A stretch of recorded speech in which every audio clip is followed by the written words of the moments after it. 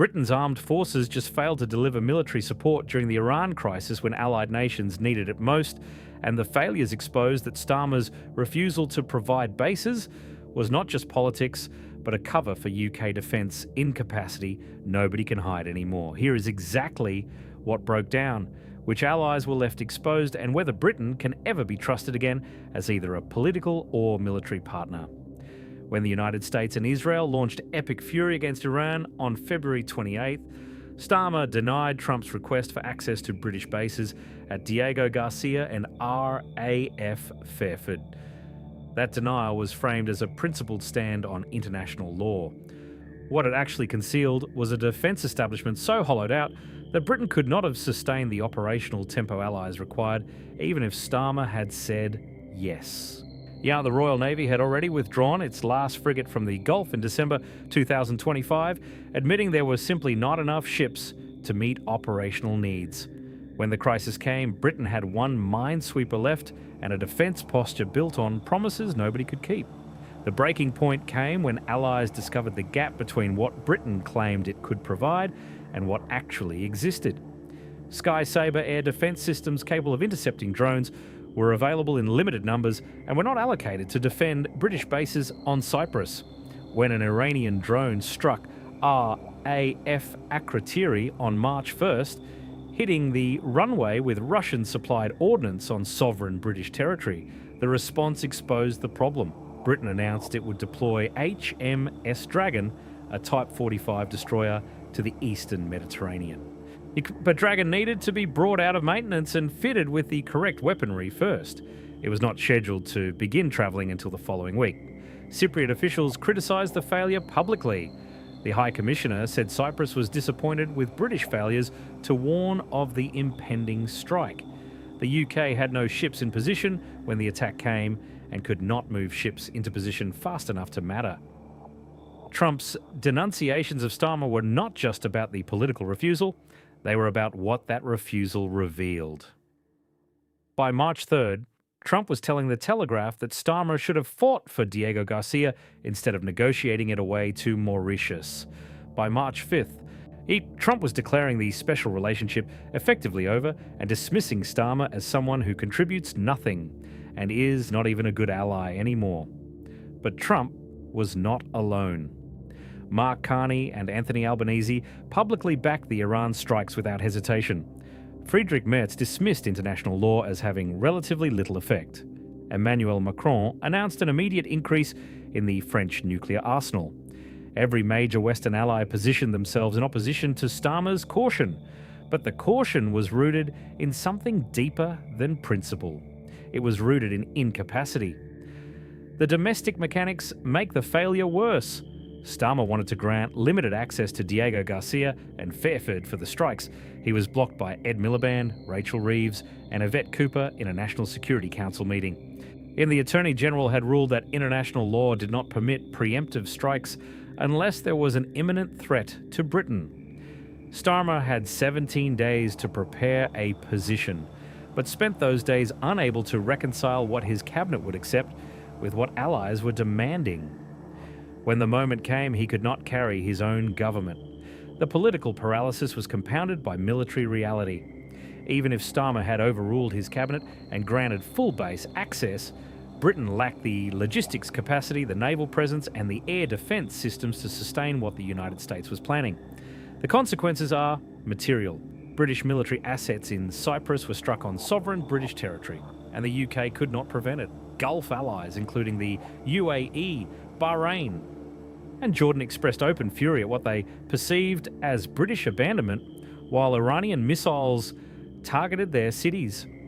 Britain has 200,000 nationals in the region, and Starmer spent the crisis asking them to register their presence because the government cannot guarantee their security.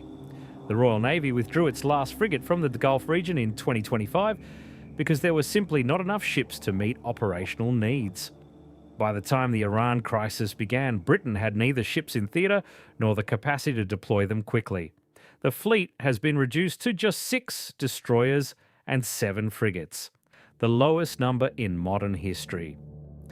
Ground-based air defence systems were not equipped to defeat many kinds of air threat. Sky Sabre systems exist, but only in limited numbers. Yeah, they were not deployed to defend British bases on Cyprus, even though those bases were obvious targets.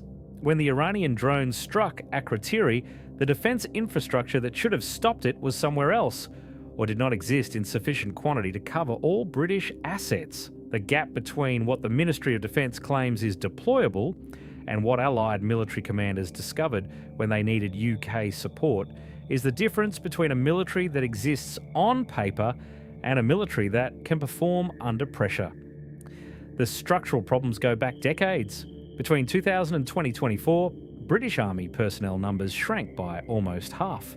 The Royal Navy and Royal Marines together shrank by almost 25%. The Royal Air Force shrank by more than 40%. Oh, Britain now has neither a powerful land force nor a navy large enough to be present where needed. Technology cannot substitute for presence when allies need ships in theatre and there are no ships to send. The UK spent just 1.73% of GDP on defence in recent years, the second lowest share among NATO's 32 members. The only member to spend less is Iceland, which has no military forces at all. Starmer reversed his position on the bases on March 1st after the drone strike on Cyprus. He announced that the United States could use British facilities for a specific and limited defensive purpose.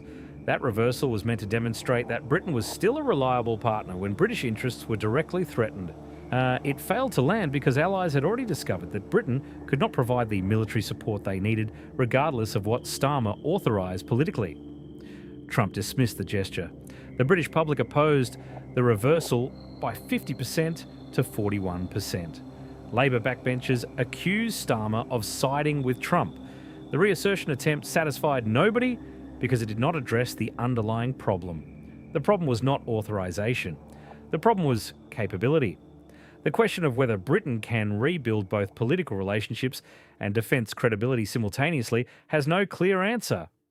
What it would require is massive defence investment that regenerates deployable capability quickly enough to matter. That investment has not been announced.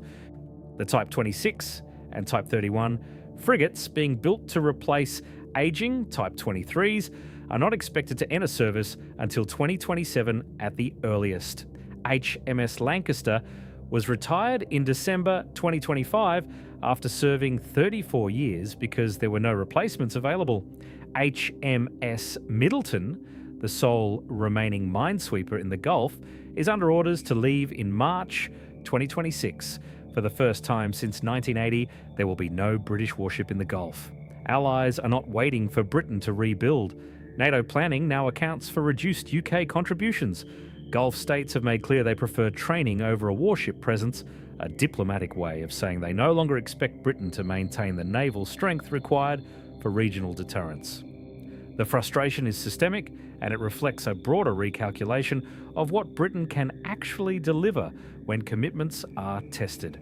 Starmer told the British public that his government would restore Britain as a serious partner on the world stage. The Iran crisis challenged that promise by exposing that Britain's armed forces were not capable of supporting allies when it mattered most. This is not about one Prime Minister's political decisions. This is about a nation that allowed its military capabilities to decay while maintaining the diplomatic pretensions of a major power. The Iran crisis called that bluff in real time, and allies responded by recalculating what Britain is worth as a partner. The damage is structural, and it will take years of sustained investment to reverse, if it can be reversed at all. The question that defines everything that follows is whether Britain can remain a credible ally when it has proven unreliable both politically and militarily during the highest stakes crisis in years. What happens in the next defence review will provide the answer. If Britain demonstrates with spending and deployments that military capability is being restored, the narrative can shift. If defence gaps persist and political isolation deepens, allies will stop debating whether to trust Britain and start planning permanent alternatives. If you like this video, make sure you don't forget to subscribe and leave a comment behind. It's a small way to support this channel and keep it going. See you next time.